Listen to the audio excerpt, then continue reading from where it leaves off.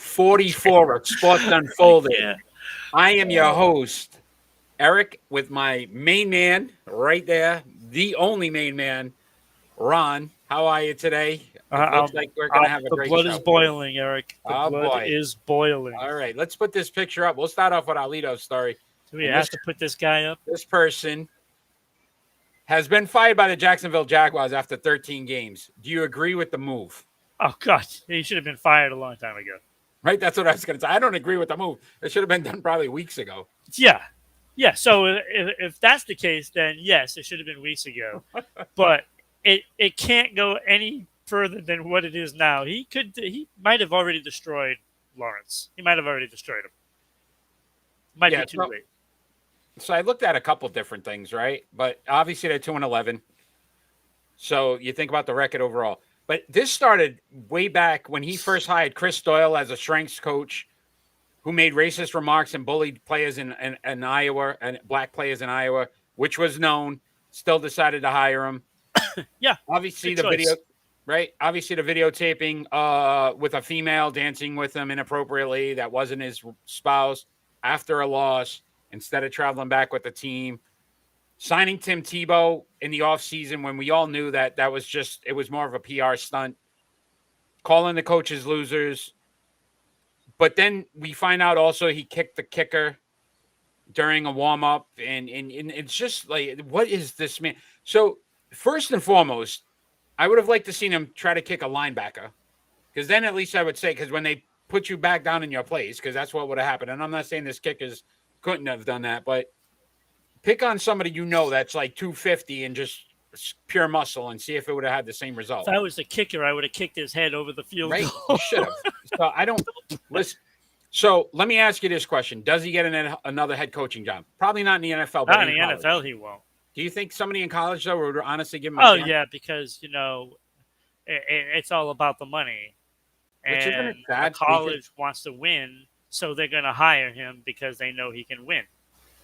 So that's how it is. There was allegations when he was in Ohio State with one of his assistant coaches, and he covered up some stuff. And so I look, everywhere this guy's going, and everybody seems to forget he was in Florida back in the day with Aaron Hernandez and what Hernandez did, on campus. And even Cam Newton had some issues when he was in Florida before he transferred to Auburn. So this guy, everywhere he's gone, has basically created a mess in these organizations. I hope he never gets a job again. And, he couldn't. Look, Jacksonville should have never hired him. Agreed. There were other coaches that they could have gotten and would have done wonders for this team. And they just, you got to blame it on the franchise. Ultimately, that's what it comes down to. It's the franchise. And again, you look at some of these franchises and you wonder what they do with the decisions they make. And like you have Lawrence as your number one pick, and you have Urban Meyer with all the baggage that he carries along with him. And you're going to put your franchise in his hands. I don't understand that. There's so many people that are qualified around the league. And that's what you come up with because it was a money play. Yeah. So I am employing, we are talking about sponsorships, and Shad Khan is the owner of the Jacksonville Jaguars, who just wasted $60 million on a head coach because now basically he's owed that money. Urban Meyer's. I'm sure they'll fight it in court and try to get some. But if he wants to throw some of that money to Sports Unfolded so we can really we'll create our own studio and make a great show. Absolutely. Obviously he's got money to burn. So you mentioned Trevor Lawrence, and I looked at it, 58% completion percentage currently. He's been sacked 25 times, so the offensive line has to improve. 9 touchdowns, 14 interceptions. We did not see any improvement so far during this season under Meyer. Hopefully this kid gets a coach in there that can actually help him because he is a talent. Listen, I don't think he's a bust at this point. I think he just had poor coaching, poor leadership, someone who really didn't care about the organization. Well, didn't he make some comments about, Urban Meyer after he was fired? He's basically said it. Yeah. It's at least they have some clarity now in a direction, and I don't think they were getting that from the coaching staff. Yeah, and that says a lot from a rookie. You know what I'm saying? Like, you got this kid coming in, everybody thinks he's like the next great one, and he's had that label since 8th grade. Yep. He's going to be a sure thing. And then here he is, comes in, and like there's no growth in the first season. When you look at other quarterbacks that just came in, obviously, Mac Jones, you see that growth every week, even with Justin Fields. Yeah, he's taking a pounding over there, but you see the growth. Yeah, you see an improvement over when he first started. Right. So we did a Twitter poll, and the question was, do you think Josh McDaniels will be the next head coach of the Jacksonville Jaguars? 83% said no. I'm one of those 83%. I will say he's in play. I would think he would be in play. If you think about the job he's done with Mac Jones, and you talk about a rookie quarterback, look what he did with Mac Jones. You can't tell me that's... The question I have, does he really want to leave New England? No, and I'm not saying... You can't tell me Jacksonville will not be looking at Josh McDaniels. I'm not saying they're not going to look. They're going to look. Yeah, right? So I don't think he's going to be the guy.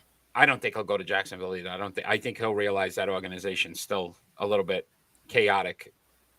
I think he just wants to wait it out and take over for Bill. That's honestly what I think is going to happen. Most likely. Let's talk some more NFL. And a lot going on with this COVID-19 situation. So currently the Cleveland Browns, the Washington football team, the Los Angeles Rams all have double-digit players out due to COVID protocols.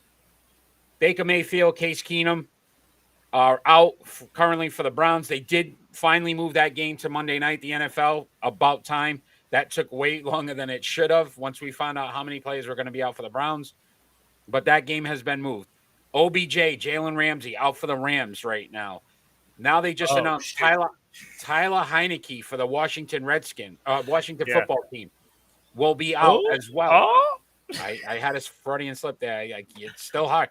They got the names coming. The admirals, the presidents, all these comrades. Terrible. They're all terrible. I don't know. Yeah, I didn't. The only one I like, Red Hogs. I don't even like that. I do, because then people who have hogs are going to be upset because the hogs aren't probably red, and then it's going to turn into something else. Yeah. But anyway, let's go back to the NFL. So they did place some new rules in place for the COVID-19. I'm not sure if you knew about them. They're going to do testing. If you get 2 tests within 24 hours and you show no symptoms to be able to spread it, you could possibly be able to go back onto the field sooner than waiting now. Do you like that move? Do you think it's a good move? Do you think the NFL is just trying to cover themselves right now? Oh, they're just trying to cover themselves. That's all this is. Look, the NFL almost never gets anything right. When it comes to social things, they never get it right. It's a little different than baseball. Baseball gets everything wrong. NFL just gets all those social things wrong. And COVID is a social thing because it's spread through the contact and all that. And look, this is a terrible situation. I don't know what the difference is going to make with Cleveland's game being on Monday now. I still don't think they're going to have a quarterback. Like, they're going to have to start their third stringer in a game that they have to win. They have to win this game. And, like we were talking about all this before the show, Eric, and it's like, yes, I understand the Super Bowl. There's a lot of money. Things are in place. What the NFL should have done is plan ahead. Just assume, and you don't want to assume, but you just got to think that something is going to go wrong and we're going to have to postpone a game. If you put that Super Bowl 1 week later, move the playoffs 1 week later, so you're not having, 3-week layoff, in between the Super Bowl and the the the AFC and NFC championship games, you still have that same time frame, but everybody's getting a bye after the season, basically. So you have that week off to prepare for the playoffs, and that's what they should have done right from the very beginning. That makes sense. It keeps everything safe. It keeps the schedule, on point. Just giving everybody a week to prepare for the playoffs. That's all it is. So I think what ended up happening too, and we're not going to get into vaccinate, not vaccinate. That's a personal issue for another time. But I truly believe the NFL thought, with all the players that were going to be vaccinated, that they wouldn't have these outspreads. And it just goes to show that regardless if you're vaccinated or not, that this is a possibility. And to your point, they didn't plan it that way. They just assumed we're going to have 70 to 80% of our players vaccinated. We shouldn't run into a problem. There's players now that have been vaccinated, have already tested positive in the past, and now currently coming back and testing positive again. Yeah. One case in point is Sean Payton, the head coach for the New Orleans Saints, who now tested positive again after testing positive last year and will not coach in the game this Sunday. So, again, another big game for New Orleans. Yeah. And where do you draw the line? Like, I mean, you gotta look. You just got look. When it really comes down to is, first of all, as a player on your team, say I'm Gilmore, and I'm on, Carolina now. Good job. If I'm not vaccinated, then that's on me. If I get it and then I spread it throughout, the team. But the point is, it's like, shouldn't these players kind of take precautions and not be all loosey-goosey and going out and being, in places. We're seeing numbers rise across the country and across the world again. Right. And what happened was everybody was so bottled up. I think once these vaccines came out, people got less cautious about it. Right. And every time I see a player now at the end of the games and they're giving daps and they're hugging, and I'm just thinking about, and I don't know if it's just because, again, it's ingrained in my brain now after so long. Like, you don't hug, you don't, handshakes, you don't do these things. All these guys are doing it. Yeah. And I'm like, what happens if one of these guys has it, and now you've just spread it to another team, who's then going to spread it to another team? And we'll talk about how that worked out for the Bruins for and the NHL. So, so let's move on to some just football. And we got this big matchup coming up tomorrow night, 8 p.m. between our New England Patriots, 9-4 New England Patriots, and the Indianapolis Colts, who are 7-6 currently. As we normally do before each game, we kind of break down what we think the keys to the game are. So, what do you think some initial keys to the game are? Well, they're going to have to stop the running game. That is a must.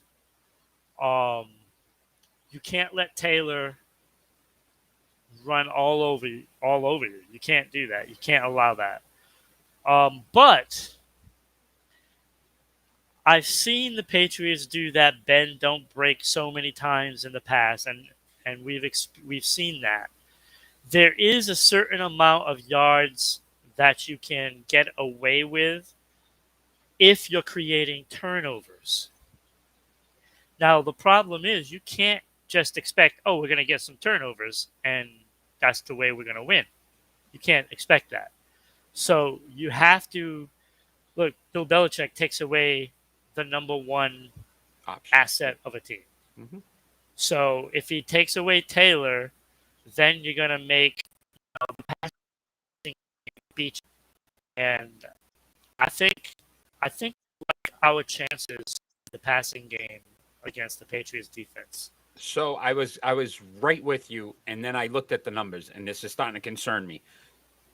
So first and foremost, on a turnover scale, yes, we create turnovers.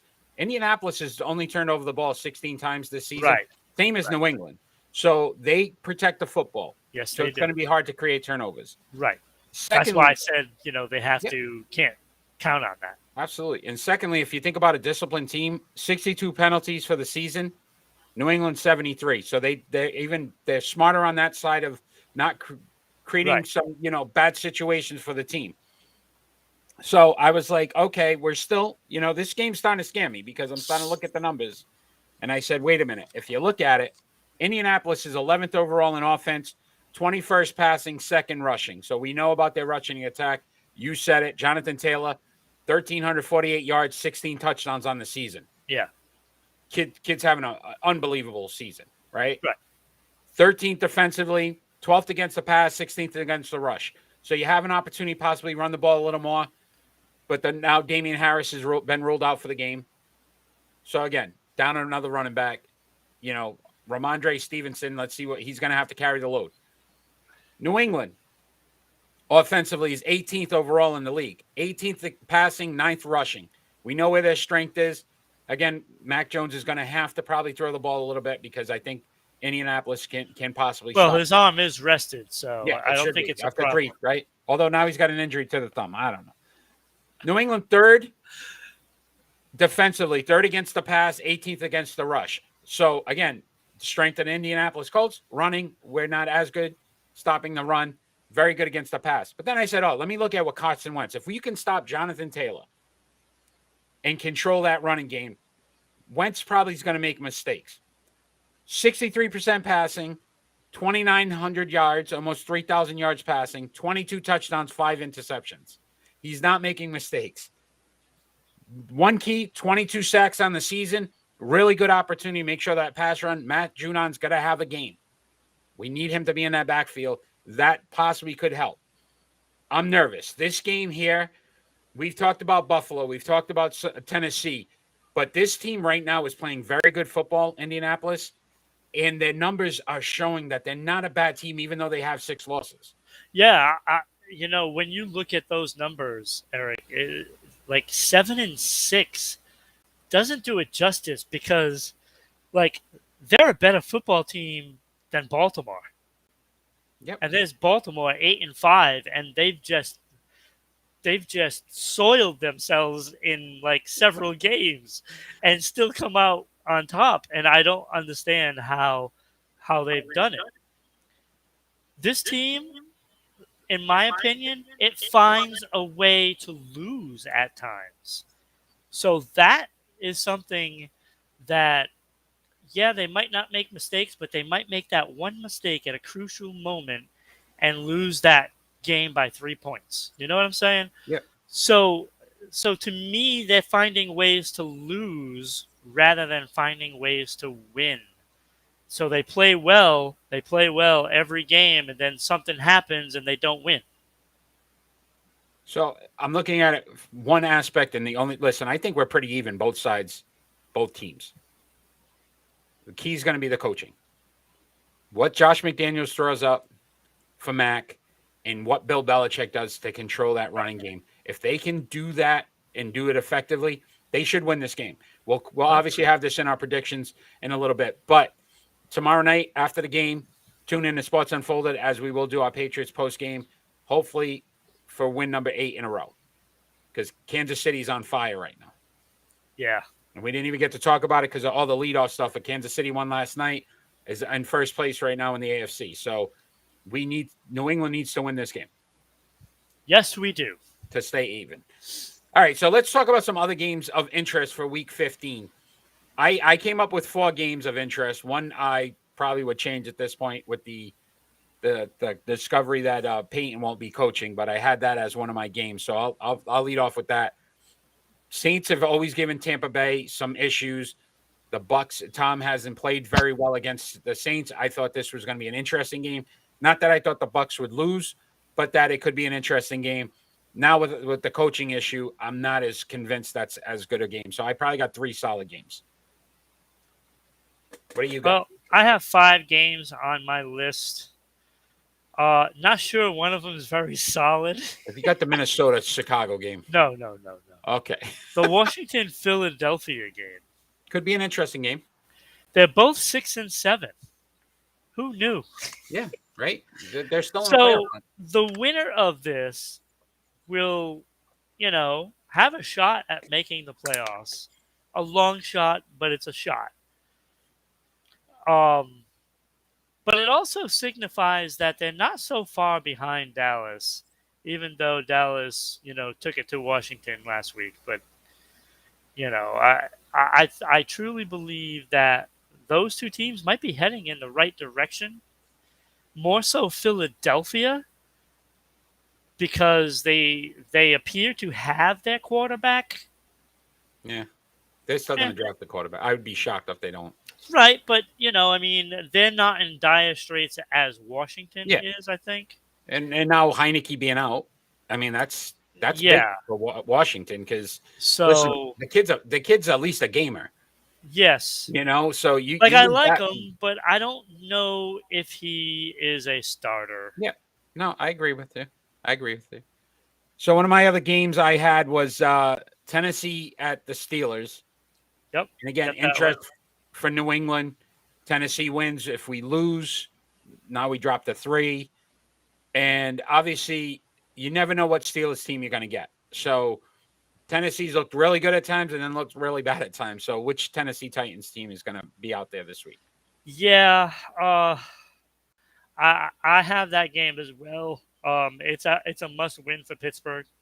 Obviously, if Pittsburgh can win this game, and they get a little help from from Green Bay and Denver, then they're in business, and Las Vegas as well. They're still in that playoff push. And apparently Pittsburgh's getting help from COVID with Cleveland. Yeah. Yeah. What else did you have? Okay, so I got Cincinnati and Denver. I have that game. Both are 7-6. And Cincinnati has to travel now to Denver, and maybe that is the key for them to making it, is getting away from home and the pressure of having to perform. I don't know. Maybe I think they're playing better on the road than at home. It's because it seems like every time they're home and they have that big game, they've lost. Yeah. So this might be what the doctor ordered, and going to Denver, if they can beat Denver, then I think Cincinnati might be a lock for the playoffs. And to your point, they both have the same record. So they're both fighting for that one position. Whichever team wins this game obviously takes that. Yeah, because if you go with 8-6, it gives you that confidence to carry on for the rest of the season. And there's not a whole lot of games left, so that 8-6 record is big. Yeah, is big because then you figure, okay, if we can win one more, there's a good possibility we make the playoffs. Yep. I also had the Packers at the Ravens. Right. And again, I think the Packers are a far superior team. Yep. But to your point, the Ravens always seem to hang around and somehow scrap out wins. Yeah. And I don't think that's going to happen this time. I think Green Bay is going to rout. If Lamar Jackson's not playing, again, Huntley played well in relief. He did. But you never, I'm telling you, and in Baltimore, you don't know. I'm just saying it could be an interesting game. Yeah, it could be. Could be a 20-point win. It could be. What else you got? You should have one more, right? Yeah, the Las Vegas Cleveland. We know about that already. So look, I have some friends that are Raiders fans, and they were all excited, like, oh, yeah, you should play the game. I said, if it was the other way around and shoe was on the other foot, you would be hollering that the NFL didn't move this game. And just from a competitive standpoint, I've always been of the theory, listen, when New England was going through that run, and we'd always somehow get lucky in that one player that was the star player on the other team would get hurt. And then people would always say, well, you didn't beat them when they had so-and-so, or you didn't beat that, right? Peyton Manning was out, or Marvin Harrison wasn't playing, or whatever it was. To me, if I'm a Raiders fan, I'd rather beat the Cleveland Browns at full strength than beat a team with 21 guys on the injury list and say, well, we won a game. Because you know what happens the next game you play? you're going to get beat because you just played a team that was like a college team. Well, they just got routed their last game. So, I mean, they want to do it to somebody else now. So maybe that's what it is. Maybe that makes more sense. That makes more sense. So, look, it's just whether or not the only interest of this game is whether or not Cleveland can find a way to win. I don't see it possible. We said this. Like every week we keep going, okay, this team should be better than they are. Yeah, but now they're up against it, and this might be what they need. I'm telling you. If they don't win this game, though, they're in some serious trouble. Oh, absolutely. Absolutely, Eric. But if they do win this game, that speaks volumes for those players that gut it out and get that win. Right. If they win that game, the Packers beat the Ravens, Cleveland's back on top. Yeah. Yeah. Right? So you think about the importance of that. All right, my friend, NFL, check it out this Sunday, Saturday, Sunday, and Monday now, doubleheader. Triple play time, my friend. So this was a fun one. And depending on how we looked at it, which we normally look at it differently, we'll see. But we're going to rank these. We're going to decide which of these three players we're going to start, bench, and cut. And these are the rebounding leaders currently in the NBA. And that would be Rudy Gobert, Nikolai Jokic, and Clint Capela. And I believe I'm up first this week. So I am starting Rudy Gobert. And the reason why I'm starting Rudy Gobert is if you think about what we're comparing right now, we're talking about rebounding. Out of all three of these guys, his career average is 11.4 total rebounds a game. So he's the best rebounder. Also a 5-time all-defensive and 4-time all-NBA player. So you think about the majority of what he does is on the defense and rebounding, and he's been 5-4. To me, shows that that's where his strength is. I am benching Clint Capela. Oh, my God. And I'm going to tell you why. So he's currently, for his career, 10.6 total rebounds per game. But last year was the leader in total rebounds at 14.3 rebounds a game. So he is getting better. He is actually improving with the Atlanta Hawks, and he is actually dominating. If you think about 14 rebounds a game, that's Dennis Rodman numbers. That's a rebounder, which means I cut Nikolai Jokic. And again, if you're talking about all-around player, best one on this list, he would start. But I am talking just about rebounds, only 10 rebounds a game. He's a 3-time All-Star, 3 all-time. Only 10. Out of he's the lowest out of the 3 guys. So I would cut Nikolai Jokic if I was looking for just a pure rebounder. Obviously, what he does with the assists and the scoring would far surpass the other two. But as a rebounder, that's my triple play. Use what you said against you. Oh, here we go. When you talk about Gobert and, he's the best rebounder and all that, that's all fine and dandy if you just want rebounds. That's what we're ranking. Who just wants rebounds? Who? That's important. You tell me who just wants rebounds. And especially when it's only 1.4. So really, 1 rebound more per game that he's giving you. I am starting Jokic because he's only 1 less than Gobert. 5-time all-defensive player. But Gobert. yeah, bang, he's putting in 18.8 points per game too. So you're getting those same rebounds, 1 less, and still getting 18.8 points per game. Like, to me, that's a no-brainer. You take that 1 less rebound to get, 6 more points? That's an easy decision in my book. And he also can pass underneath there, too. He gets his 6 assists. We're not talking about this. Is a guy, yeah, I know. But this is a guy that you don't think he can get 1 more rebound per game? I don't think he's going to. He's not going to be a 5-time all-defensive player. I'll tell you that right now. But go ahead. No, but he's still going to get those rebounds. He's still going to get those points. He's still going to get the assists. He's still going to dominate the game. Okay. Sorry. Gobert doesn't dominate the game. Okay. I do, however, put Gobert on my bench. I mean, you have to have, somebody back there. And all those credentials for defensive player measures way beyond what Capela brings. And Capela is the guy I cut. Okay. So now to go against I your clearly argument. got that one. Okay. No, not even close. Because it's not close. You're right. It's not. To go against your argument now, and I will say No. Wait. You can't go against my argument now. Well, because you just said something that doesn't make sense to me. How does it not make sense? You said Gobert doesn't dominate a game. No. Okay, how's he a 4-time All-NBA? Because all he's really known for is rebounding, blocks, and his defense. Exactly. He dominates the game. To be a 4-time All-Star. 4-time All-Pro. That's all he's known for.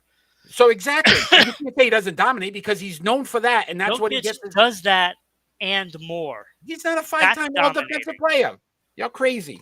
No, I'm You're not out of your mind right now. I'll give up that one rebound. You're so upset about the Bruins right now. You're not even talking logically. So once again, if you like what you're watching, we're live every Friday night at 6 p.m. on Rhode Island Broadcasting, on Facebook, YouTube, Twitch, and Twitter live. You can follow us on social media at Sports Unfolded on Facebook and Twitter, at Broadcasting RI on Twitter, Sports_Unfolded on Instagram. Don't have time to watch? Check us out on our podcasts on Amazon, Anchor, Google, Spotify.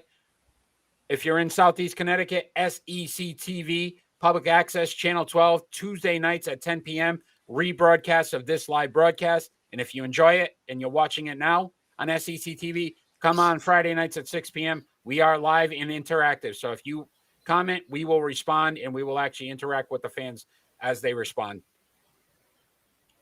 NBA, my friend. And we're going to bring up this young – I'm sleeping on this one. That was my fault. So let's bring up this man right here. And the all-time three-point leader, and that would be one Mr. Steph Curry, who passed Ray Allen to become the all-time three-point leader in NBA history. So my question to you is this.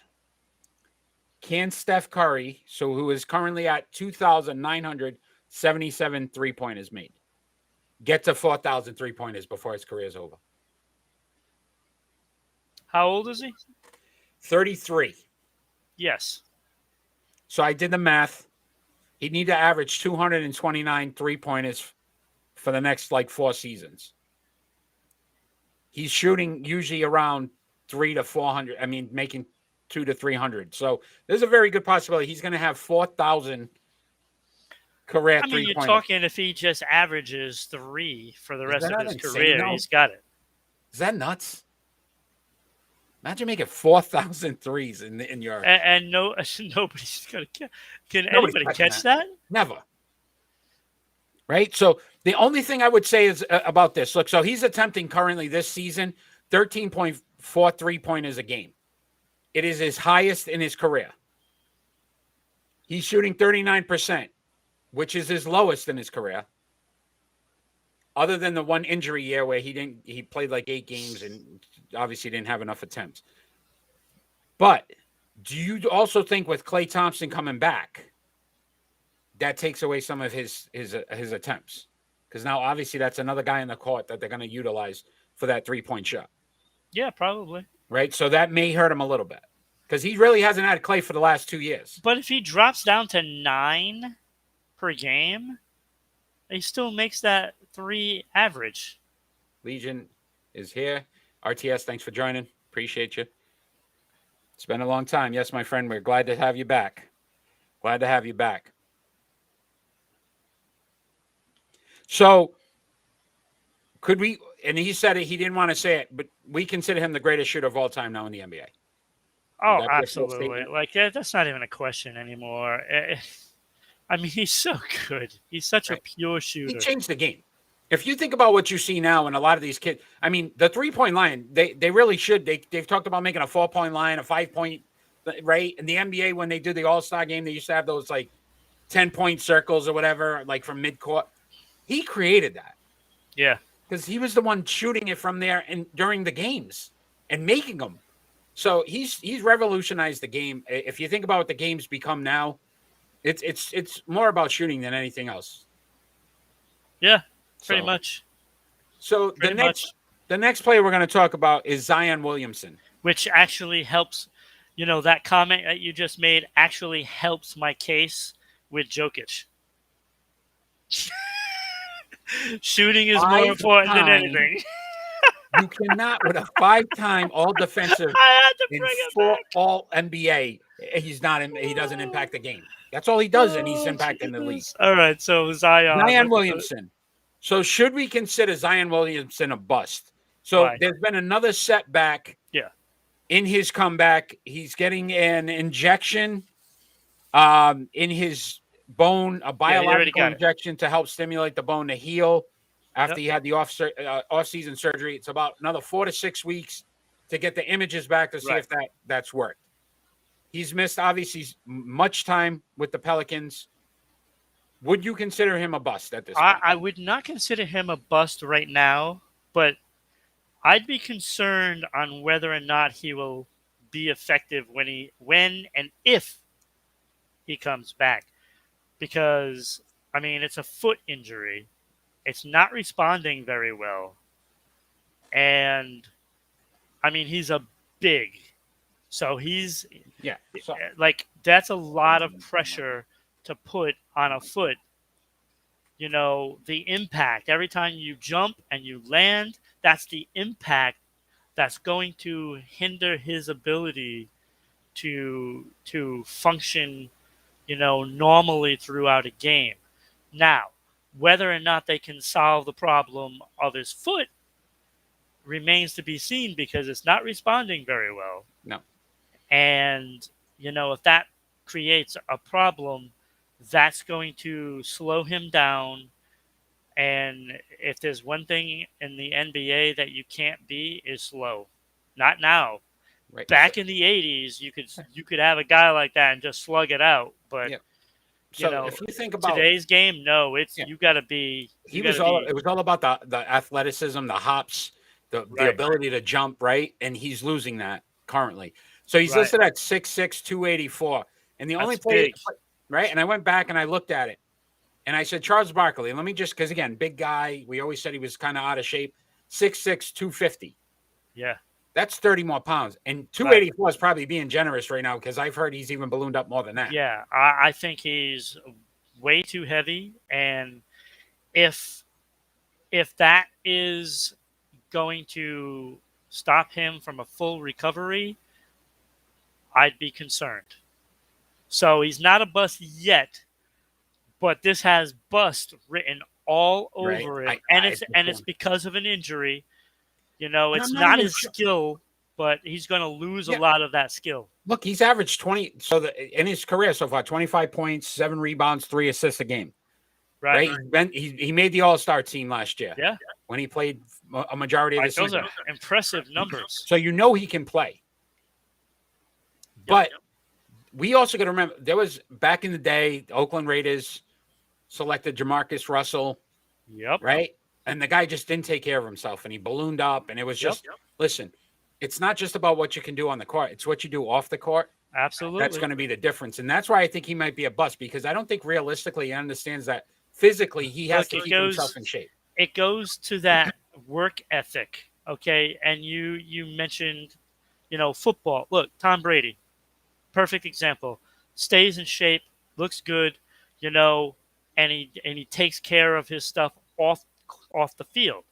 Zdeno Chara playing till like he's 50 apparently. Works out, probably the most fit player in the league. This is what you get when you like Michael Jordan. Look at that work ethic. Off the court. It makes a difference. And if you let yourself go as a professional athlete, that catches up with you real fast. And if Zion doesn't get it under control, he's going to be out of the league in 3 years. Yeah, which is crazy. We're going to talk about your number one topic now. And hopefully we can keep you calm and your blood pressure down. Oh. So we're going to discuss some Bruins and basically what happened last night. They lost to the Islanders 3-1. Obviously, without several of their key players, 7 players out, including Brad Marchand and Patrice Bergeron. Did the NHL get this right? And Swayman, right? You're probably your starting goalie if you really want to. Yes. Just a little ahead of Ullmark, which he should be a lot ahead, but that's besides the point. Did the NHL get this run right? No, they should not have even played Thursday. Not even just because the Bruins had to play with less players than what you're allowed, but knowing that they were going through all these positive cases, why risk the Islanders getting reinfected? Because they just finished all that. It's like, why did you allow them to play? But the NHL also canceled all of Colorado's games through Christmas with 5 players out. So why are they getting, all those games postponed? The Bruins get 1 game, tomorrow night. I mean, I'm assuming they're going to end up, postponing the Ottawa game on Sunday, but they haven't yet. Like, why aren't they getting the same treatment as Colorado, Calgary, and Florida? All have their games postponed through Christmas, but the Bruins don't? That doesn't make any sense. And it's really upsetting. It's really upsetting. I was going to let you rant for a little bit, and I'm starting to look at it this way. They're already missing a lot of games, and I think as a league, they're trying to figure out what was the best scenario. I agree with you, right? Like you're talking about possibly infecting other players on other teams, which then carries it to other teams, which could have been more massive of a spread. Right. That's how the Bruins got it. They got it from Calgary. Yeah. So I get where you're coming from. But what do you really do? I don't know. I mean, that's where. I know it's a tough situation, but if you're doing something for one team, it should be the same for all teams. And they've done it for 3 of them. They did it for the Islanders. They did it for Ottawa. They did it for all these teams, postponing games. But they make the Bruins play. To me, that doesn't make any sense. And I don't know if it was a team decision, but it shouldn't even be, up to the team at that point. It should be up to the scope of COVID, and you don't want to infect people. Yeah, so they postponed their next game against the Canadians, but I also feel like Canada is definitely taking a different approach. We were talking earlier before we started the show, right? That it seems like Canada is definitely not allowing fans into the arenas anymore. A lot of bans on traveling if you're not, vaccinated and things of that nature. Yeah. So I think as this continues to progress, you're going to see more cancellations or postponements or these teams may have to play in the United States again. Well, see, now you mentioned Canada. Okay, so you're looking at 2 countries that are approaching things differently. Canada seems to be pretty united and saying, okay, we're going to, step back again. United States is taking the other approach. Stop infringing on our rights. Enough's enough now.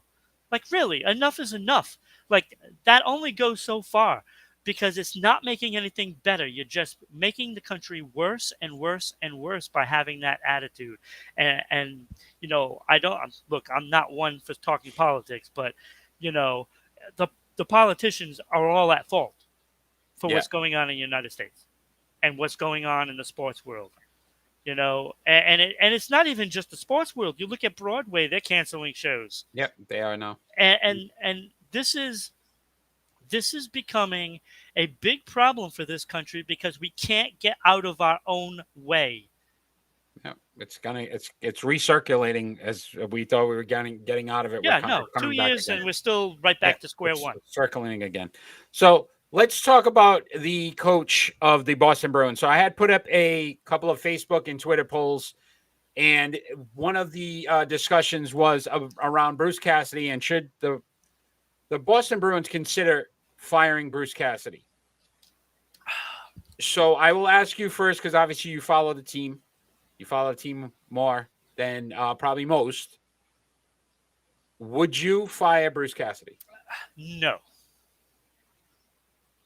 But you're not saying that with a straight face. With that being said, yes, I don't fire him now because of everything that's been going on with the COVID situation. You can't do that now because there's so much uncertainty on what's going on with the Bruins that you have to make sure that you have that solid foundation in place to get through all of this.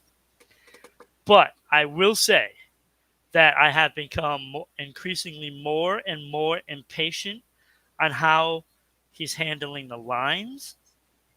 I don't like some of the gameplay from some of these players that have just been floating around, and it isn't DeBrusk. DeBrusk has played actually pretty decent. I'm talking about players like Pastrnak, and I'm talking about players like Hall. They're floating around. They're getting force-fed each other. Like, at some point, you got to change that line of Coyle, Pastrnak, and Hall because it sucks. Plain and simple. They suck together. Okay? Like, put Studnicka with Pastrnak and DeBrusk, and let's try that. That's what I would do. Keep Coyle and Hall and put them with whoever. Like, I don't even know who you have at this point. So, again, obviously you follow it more, you watch it more. But this is what I'm going to give you. There's been a lot of rumors going around.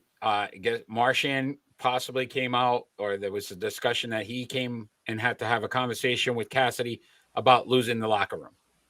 Right. That's what made me ask this question. Because you start to look, listen, but you no, start and to I look agree at with that. Right? If you start to look at the Jaguars situation, what happened? The coach lost that locker room early, quick, and the team responds a certain way. And listen, this team is far too talented not to be better than they are. Right. And I'll go further with that, Eric. Like, that is a legitimate thing. Okay. The only reason why I say don't fire him right now is because of the COVID thing. You can't do that until the players start coming back, and because you can't put a new coach in there. Although the bench coach, he actually did pretty good. But again, he kept the same lines because Cassidy was sending him the messages on what to do. Yeah, look, and I think Marchand has a gripe, and I'm probably assuming that is pretty true because Marchand is going to speak up. I mean, and I know he sees what's going on with some of these players. Look, like, Hall has got 5 goals since Marchand got his suspension. Hall has done nothing but force pass Pastrnak time and time and time again, and it's not even the situation where to pass. Most of the time, Pastrnak is assuming that Hall is going to shoot, and he's not even expecting a pass. And then it gets turned over and goes the other way, and that's resulted in some goals. Yeah. At some point, you got to make these players accountable. I don't care who you are. Don't keep putting him up on the first line if he's not playing that well. Hall has not deserved to be on the first line. Plain and simple. Let's give somebody a shot. Like, get these kids up there and let them go. 67% winning percentage in the regular season. 208 wins, 92 losses. 33 and 33 in the playoffs. Yeah, that's unacceptable. Right? So in Boston, that's unacceptable. Right, exactly. That's what I'm saying. If you think about the organization and what they're trying to do, to be a 500 coach in the playoffs is when you really want them to win. Yeah. Like I would definitely have that coaching change in mind at some point. So, but it's when the team is back and I understand what you're saying. On the Facebook poll, 118 to 50 said no, they would not want him fired. So much more in favor. On Twitter, though, 58% said yes. So the Twitter fans a little more upset with him than I guess the Facebook fans right now. Yeah, and I'm with both sides, to be honest with you. Not now, but when all the players return, give them 2 games, see what happens, and then you pull the trigger. Because you can't wait too long. All right. Great hockey talk. So let me ask you this. We're going to our face-off, and the question is, do you agree with college football players sitting out the bowl games to prepare for the NFL draft? So Pickett for Pittsburgh's already said he's sitting out. He's not going to play. And the running back for Michigan State, and I don't recall his name at this point, he's also going to sit out because he's preparing for the draft as well. One of us has to be for them sitting, and one of us has to be against it. So I am first this week, but I will let you pick which side you want to argue, because I could argue either side.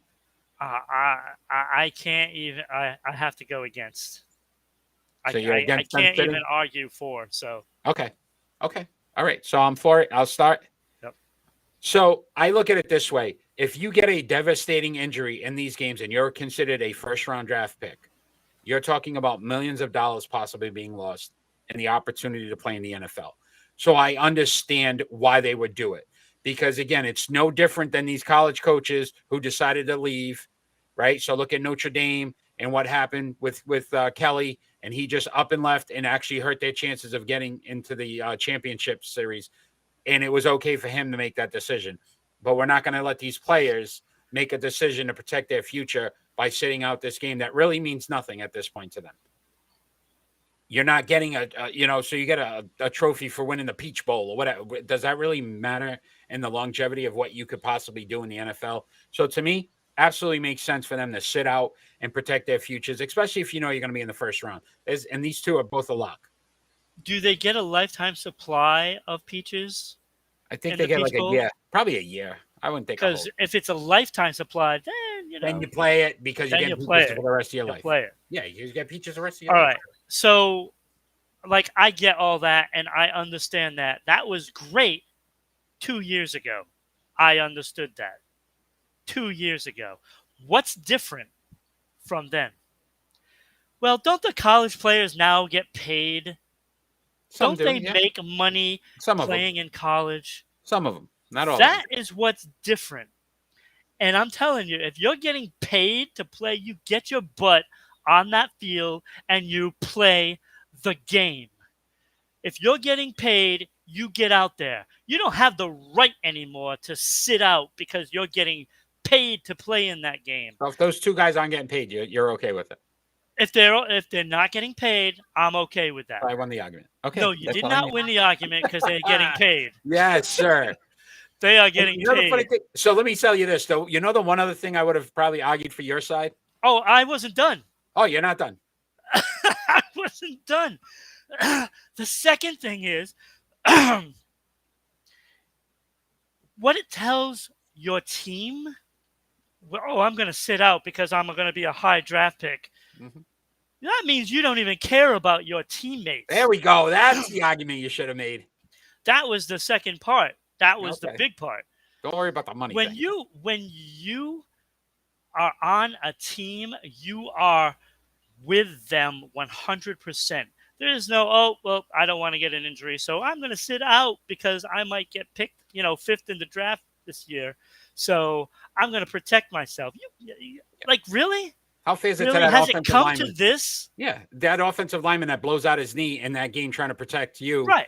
And now his career is over, and that could have been before these bowl games. Right. And I agree with you on that part. So, yeah, but I mean, what it's telling the team that you're getting drafted by is that you don't care about anybody but yourself. Loyalty.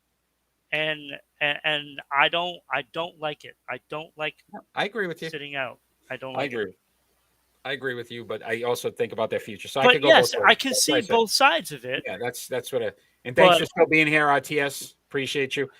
Once again, if you enjoy what you're watching, check us out every Friday night at 6 p.m. We are live on Facebook, YouTube, Twitch, and Twitter. You can follow us on social media at Sports Unfolded on Facebook and Twitter, at Broadcasting RI on Twitter, Sports_Unfolded on Instagram. Don't have time to watch? Listen to us on Amazon, Anchor, Google, Spotify, all the podcasts there. Southeast Connecticut, SEC TV, Public Access, Channel 12, every Tuesday night at 10 p.m. rebroadcast of this live broadcast. So if you're watching on SCT TV, check us out on Friday nights at 6 p.m. We are interactive. If you jump on, we will definitely respond to your comments, as we have been doing with Legion tonight. So thank you. Yeah, don't forget a sponsorship, subscribe, and sponsors. Right? If you'd like us to if you'd like to sponsor the show, and we can actually advertise your business on our show, check out Rhode Island Broadcasting. Email Ron. He will definitely give you all the information as what that would entail. And we'd love to have some sponsorship so we can continue to grow the show and continue to do more. All right, my friend. Best episode, best segment of the show every week, pick and roll. This is always fun to do. So this week we are going to do the top 5. This was a tough one. Right? The last 5 number 1 draft picks in the NBA, not including this year's pick. So not Cade Cunningham. Everybody but Cade. So the last 5 previous number 1 draft picks. And the players are Ben Simmons, Markelle Fultz, Deandre Ayton, Zion Williamson, and Anthony Edwards. So I am first this week. So I am sure, like as of last week, right? We were dead on with our. So we're already off with the triple play wasn't the same. This week, I got a feeling this isn't going to be the same again. So it was only 1 week running that we agreed on everything. Because at number 5, Markelle Fultz, 10 points a game, 3.3 rebounds, 4.6 assists. Has not played a game this season. Has missed a lot of season. Honestly, has not been a very good draft pick. When the Celtics made this trade and got Tatum, what a great move for Danny Ainge. Because if this was the guy, that might actually be the best trade in history for the Celtics.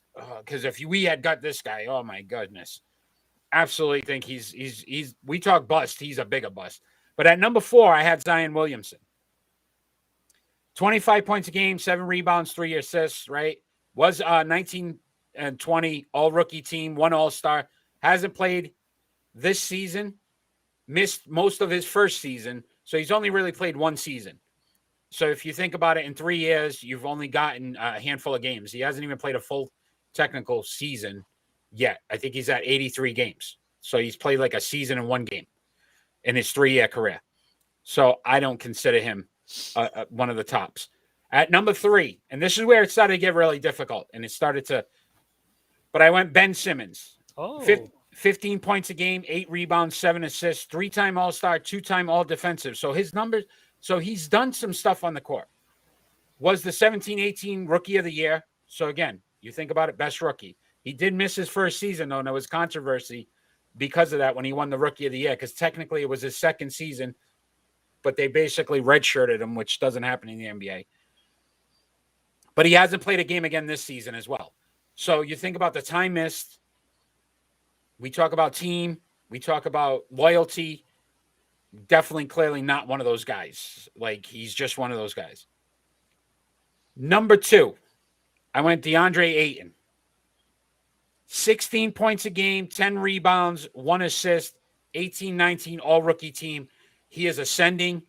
The problem is in the league that the big men don't get enough credit, and I feel like he's honestly going to be around for quite some time, especially with Phoenix if they continue to do what they're doing. But I had to go with Anthony Edwards at 1. And I just look at what he's done from his first year to this year. All his numbers are up across the board. His scoring, his shooting percentage, his 3-point percentage, his free throw shooting. Everything is going up. He was an all-rookie last year for 2021.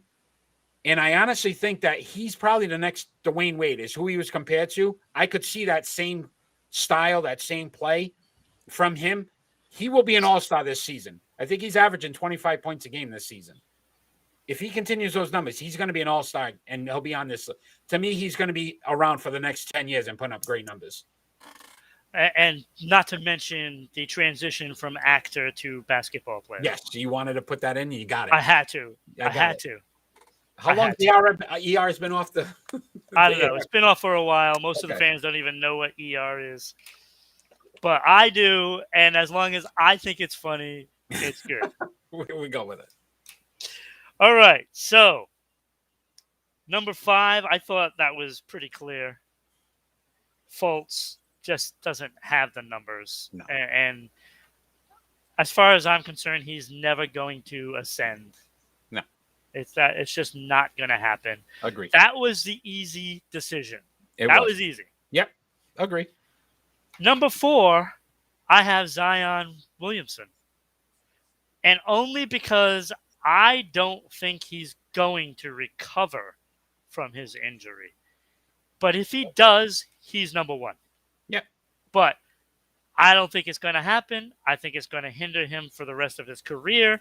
And that might only be, 2 or 3 more seasons because of that foot problem. So I put him at number 4, but he clearly had the most talent. Yes. And from there, I went with Anthony Edwards. Wow. It was tough because 1, 2, and 3 to me were a toss-up. They're very close. Yes. I like the 20.1 points. The 5 rebounds, 3.1 assists. I think they can get better, and I think he's still on the rise. Yeah. So again, like I said, his numbers are better so far this season than last, which is a good sign. That's where you want to go. You want to go. And it's still rising. Yep. But as of right now, I still have him at 3. Okay. Because I think at number 2, Ben Simmons, he just needs to get back on the court and fix what's in here. Yep. Yeah. Because if you don't want to play for them, find a way to get on a team that you're looking 15.9, 8.1, 7.7. I mean, he almost averages a triple-double. Yeah. He's got the skill, and he actually could do that on the right team. Boston. But you're not going to get on the right team if you don't fix the brain. Boston. So, number 1, I went with DeAndre Ayton. I mean, the guy is averaging a double-double. And he's still on the rise. Yep. 16.1, 10.7. This guy, like you said, bigs don't get enough credit. This guy is demanding the credit right now. And give him a couple of years, he might be the biggest star as a big man in the game in a couple of years. Yeah. And I love it. He just needs to get that recognition. Him and Booker are probably going to be around quite some time with Phoenix, so they're going to be able to make some noise. Yeah, and I want to see that. I, as a sports fan, would love to see Phoenix win a championship, but as long as it doesn't get in the way of Boston. Yeah. Yep. No, so which that's not going to happen anytime soon. So no, great pick and roll, man. I thought that was a fun one, as usual. Some great play. Look, really, the NBA is in good hands with these up and coming stars. Yeah. You still have the faithful, KD and Curry, and maybe LeBron. Yeah. But, but we're in good hands with these young stars coming up. I like what I see from a lot of these players that are just getting into the league. And some of them, they're not the big player on the team, but when you get those players that come off of a bench and change a game, that's an all-star to me. Yeah. Because that is what you need. You need somebody to come off that bench and light a fire. No, it's a fun time to be an NBA fan. It is. Prediction time. And you won last week 2-1. Oh, yeah. So you're on a little streak here. The funny thing is, you lost the hockey one. Yeah. What was the hockey win last week? I don't know. Edmonton and I don't even remember, but Carolina. Yes. Yeah. So Carolina went in with COVID problems. So let's look at on December 18th. Got the New England Patriots at the Indianapolis Colts. Oh, I'm riding the Pats. I'm going Colts again. And only because, again, so far, every week I've bet against them, they've won, the Patriots. I will take that loss every week, I told you. Yep. Green Bay on December 19th at the Baltimore Ravens. It's Green Bay. This isn't even – I don't even think it's going to be close. It's not going to be close. I'm going to go Green Bay as well. How could you not? On December 21st, the Washington Wizards are at the Brooklyn Nets. Ooh, that's a good game. It should be. I'm gonna go home team on this one. I think that what ultimately wins this game. I like Brooklyn. I think Washington's starting to come back down to earth a little bit. They're not as good as they were earlier in the season. So I'm going Brooklyn. December 23rd, Atlanta Hawks at the Philadelphia 76ers. Look, I like this Atlanta Hawks team. I've actually watched a few of their games rather than watch the Celtics. Yeah. Because this team is exciting to me. Yeah. Oh, yeah. Like, they have some exciting young players young players. I got you. Yeah, Trae Young. Very good. Yeah. You are. But yeah, I'm going Atlanta. Yeah, me too. I like this team. I think they're going to finish top 3 in that conference. I like it. Already bold predictions. December 18th, NHL. Tampa Bay Lightning at the Colorado Avalanche, who just became the number 1 team on the Sports Unfolded NHL. We cannot do this game because all Colorado games until after Christmas are gone. So it is off the board. All right. So nobody wins. Gotcha. So we got one more game. Nashville at Carolina, and that's on the 19th for NHL. I'm going to go Nashville because this game could actually ultimately be canceled as well because Carolina has started getting some players that are getting COVID protocol.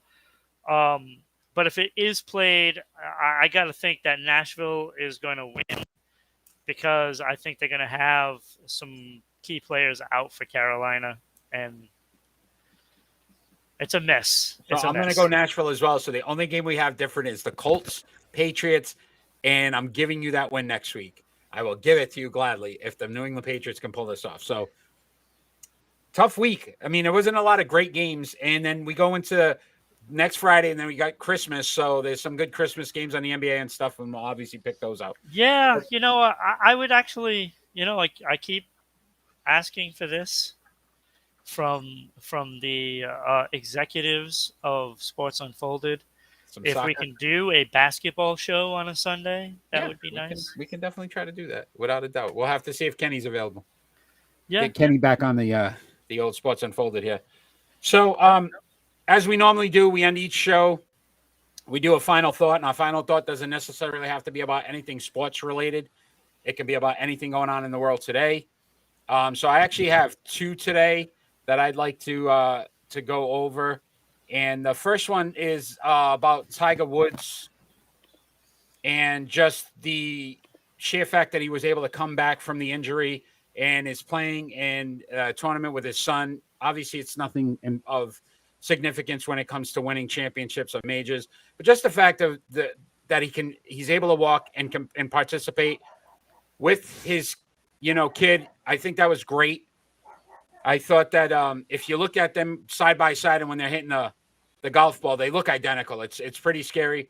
It goes to show we may have a future, great again in golf, and his last name will be Woods again. So that'll be pretty fun. It was actually pretty special to see, to be honest with you. And I'm not like a big Tiger Woods fan or anything. But to see that, it was amazing. And you think about it, like he's been through so much in his life, and we're not going to say he was the greatest person in the world. He's made some mistakes. Right. But that car accident could have been devastating on so many aspects of either him dying or losing his leg, and he was able to come back.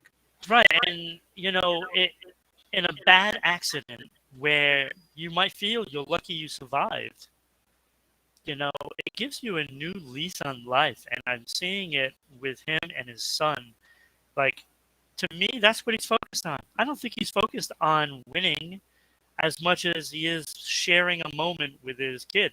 Yeah. And that's absolutely the special thing. That's the kind of thing I like to see at Christmas time. Yeah. No, I love absolutely. So unfortunately, my second one, and if my producer could bring up that picture real quick. This was my dog, Coco. We had him for 13 years. Unfortunately, we had to put him down this week. Had something with his jaw that ended up causing him, but he was a great dog. We loved him. as a family. So obviously he's somewhere running around with, some other dogs, but just wanted to say I loved him, and we'll miss him. But that was my final thought. Yeah, it's not easy losing a family member. And let's be clear. I mean, I went through it a long time ago with my dog Smokey when we had to put him down, and that was probably the most difficult thing, outside of immediate family, of course. Absolutely. But I feel your pain, Eric. I feel your pain, and so sorry for your loss. Thank you. So my final thought, pretty simple. It goes out to Steven Stamkos of the Tampa Bay Lightning, who just notched his 900th point of his career. I mean, he's on his way to his Hall of Fame career. I don't think it's a question of whether he gets in or not. He's got Stanley Cups. He's got so much offense. It's almost impossible not to guy in when he's eligible. So congratulations, Steven Stamkos. But you're only 300 points away from getting to the top 50. Wow. Is that insane? Wow. So good luck with that quest. I don't think you have enough years left in you to do that. But you need 300 points. Just to get to the top 50. Wow. Good luck. That's insane. So once again, want to thank everybody that's joined us tonight. If you're watching us, you know what I mean? Like, subscribe, follow. So many different ways to do that. Check us out every Friday night, 6 p.m. We're live on so many different platforms. We're also able to, listen to us on our podcast. So we appreciate all the fans out there. Ron, always, as always, man, a great show. Love doing this with you. Can't wait. We're so close to a year now. We got 2 episodes left of season 1. Then it's season 2, and we're ready to roll. But we got some special stuff coming for you next couple of weeks. We do. We definitely do. We got a NFL preview, playoff preview show coming up in the next couple of weeks, and then our first annual Sports Unfolded Awards show. So we're going to have some fun with that as well. So check that out. We can't wait. RTS, thanks for joining. So Legion, you've been awesome. Thanks for joining us tonight. Everybody that's watched, we appreciate you. Ron, my main man, appreciate you. And we'll see you soon. Tomorrow night, we'll see New England post-game. Somewhere around 11:30 or so. Yeah, probably. So we'll see you tomorrow night. Hopefully we'll get Kenny on for that as well. Third Mistress, Thanks for joining us late. We appreciate it. Yes. Everybody out there, have a great night. Peace. We'll see you next time.